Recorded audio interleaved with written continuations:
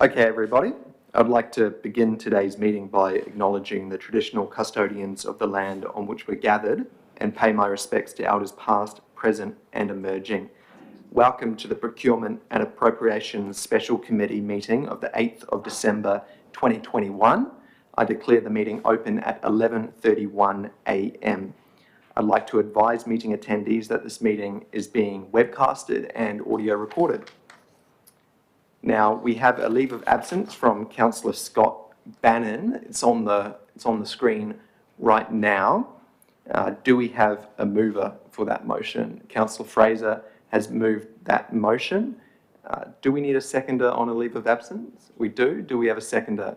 Councillor Stamp has seconded that motion. We'll go to a vote. Please raise your hand if you're in favour. That's unanimous in favour.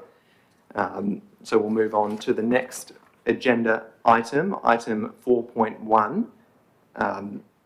Before we open discussion on this item, do any councillors have a conflict of interest?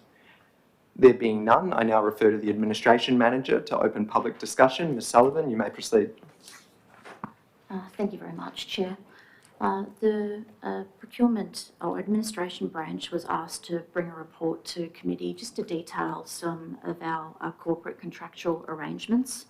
So the two arrangements that we've included in this report are our preferred supplier arrangement and our pre-qualified supplier arrangement as well.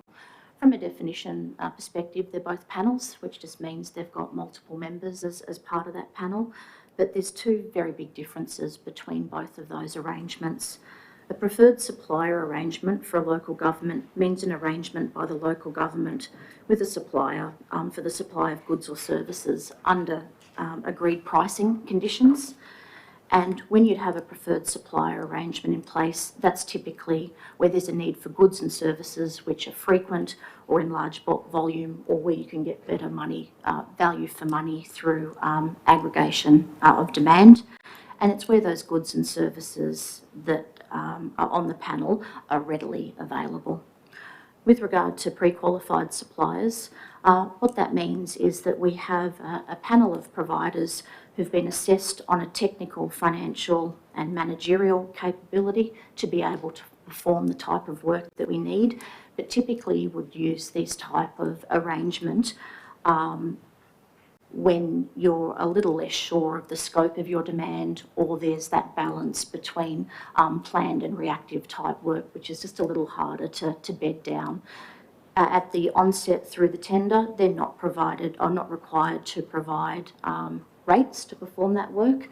And so when you have a body of work that you're after these preferred pre-qualified suppliers to do, you then typically go out for a quote and get the quote based on the nature of the job that you're looking for there. As part of the report, we've included a table of preferred supplier arrangements and pre-qualified supplier arrangements, and we've also just detailed some of our larger spend arrangements in the report as well. I'm happy to take any questions. Thank you very much. On page 7 of that report, it mentions jet excavators, and I had the privilege of meeting that business with the local councillor over in Meadowbrook Council Hall, and it's great to hear about the stats of local procurement, but actually being able to see it in the report and see it translate through these different documents is good to see that follow through. So so that's really great. Do we have any questions for the Administration Manager? Councillor Bradley. Thank you, through the Chair. May I ask how many are local businesses, please? Through the Chair, I will need to go back and collect those stats for you, so I'll take that question on notice. Thank you. The reason I ask is I just happened to speak to one of the landscapers when they were doing the work at Pre-Scully Creek stabilisation, and it was very pleasing to hear that that particular contractor actually came, I think, from Councillor Hiermeyer's area. So yeah, I just would like to know that information, please. Through the chair, as I said, happy to provide that, but that, and to Councillor Heremaya's point as well, when we set up these arrangements, not only are we able to obviously give a weighting or preferential percentage to our local suppliers, but by setting these arrangements up with primary and secondary providers, we're also mitigating our risk as well, should there be overflow work or our primary provider can't deliver that service for a reason. Yep. Thank you. Are there any other? Councillor Wilcox. Thank you. So I noticed on page 7 and 8 that you've got suppliers under current arrangement, and it's tier 1, tier 2, tier 3. Can you tell us what the different tiers are? I'm guessing that's different. Oh, don't worry, it's on the page before. So just wondering, with all of these preferred suppliers, again, how much of it is local? I'd like to know a bit more about how much of this is local and that sort of thing, because I've got a footpath that's currently getting delivered in my area.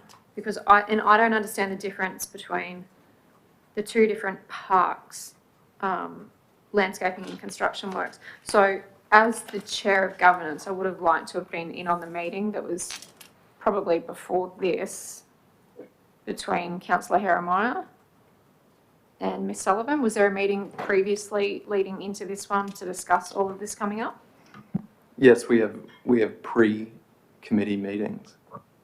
Okay, so in future, as the chair of governance, because this then comes to governance, if I can please get invited to those meetings so that I have a full understanding of what is actually coming up, because I've still got more questions regarding this. So before the next round of committee, if we can please catch up so that I can actually delve into it a little bit further, so that we've got some more answers and that sort of thing that might be able to get produced regarding this. Any other questions, Councillor Wilcox? Any other questions, councillors? Thank you. Now, there's a motion on the screen. Is there a mover for the motion as displayed on the screen? Councillor Bradley, is there a seconder for this motion? Councillor Fraser, do any councillors wish to speak to the motion? There being none, I'll open the floor to a vote. All those in favour, please raise your hand. That's carried unanimously. Now, that marks the end of the Administration Manager's report.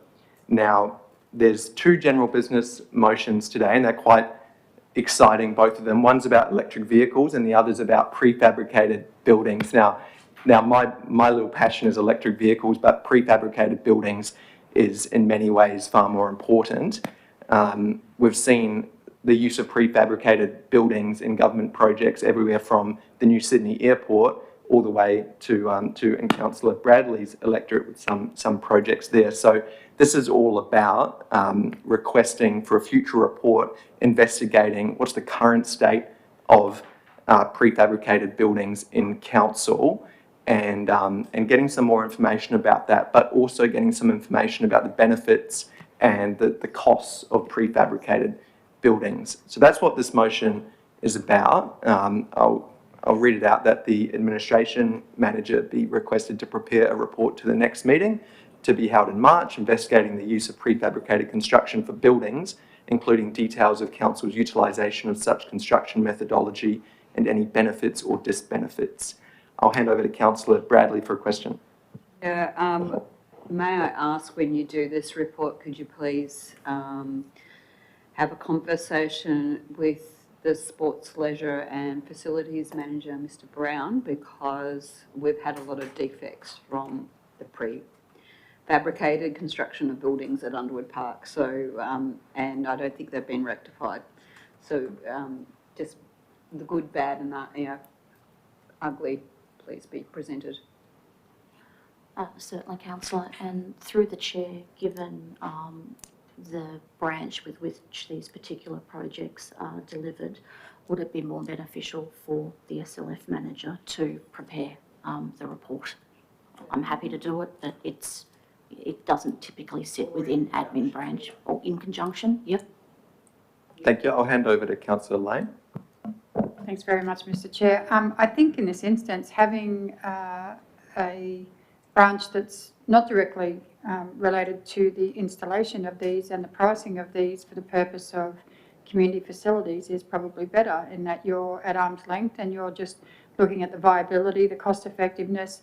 But one thing that's not in there is the benefit of prefabricated versus the slower full builds, but also the time delays on sourcing of materials and what impact that could potentially have.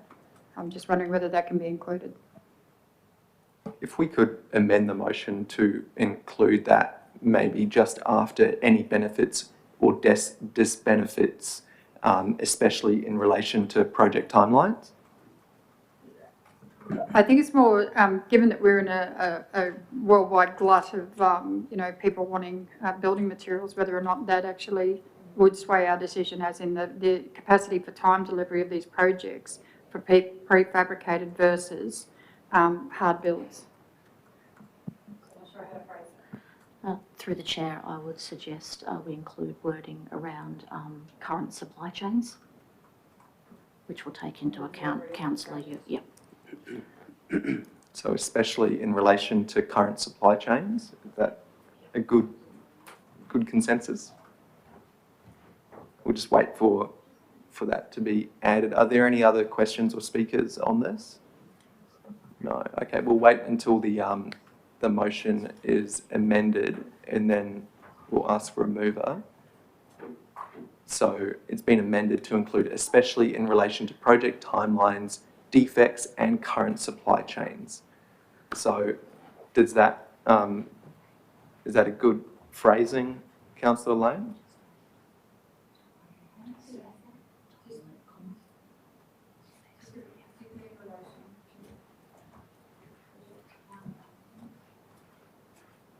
Project delivery timelines, defects and current supply chains. Sorry, so if we can put project delivery timelines.